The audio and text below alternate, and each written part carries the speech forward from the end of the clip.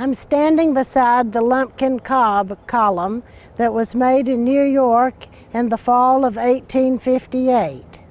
I did not know that until I was finishing up the book about this part of the cemetery in 2007. And I came back and was looking for Maker's marks, and I saw the New York Maker's mark. And I could not understand why the family would have bought such an expensive, such a handsome monument from a New York company when Thomas R. Cobb had died in the Civil War.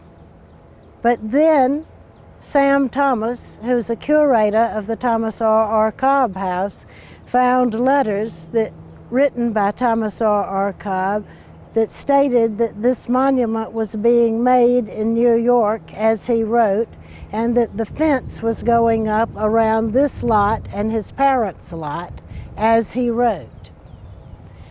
This monument is the most baffling combination of what's missing and what's present.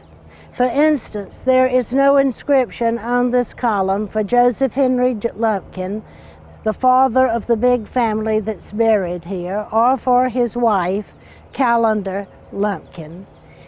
And I had no idea where they were buried even, whether they were here or somewhere in Oglethorpe County. But right at the end, when we came back to check inscriptions before the book was published, I saw a tiny little marker at the foot of the monument that had the initials JHL. And I asked Gary Dosta if he had a shovel, and he did, and he lifted up the grass on this side of the base, and there were Calendar's initials. So presumably they are buried right here in front of this monument, and they are the parents of the big family. Thomas R. Cobb married their daughter, and these others portions of the lot, because these are many lots put together, are their sons and the families of their daughters buried here. And not everybody buried here has an inscribed marker, and not everybody that has an inscription has a grave here. So it just really is baffling when you try to parse out this lot. But this is a beautiful monument with all sorts of flowers in bas-relief on it and raised lettering.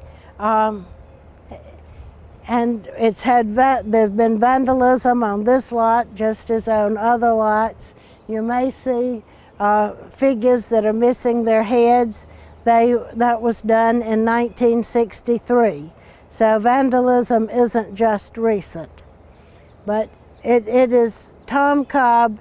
This was the end of the cemetery when Tom Cobb put this marker here and put this fence around it. He was the first chairman of the Board of Trustees of Oconee Hill Cemetery, and he knew what he was doing. He and his wife traveled.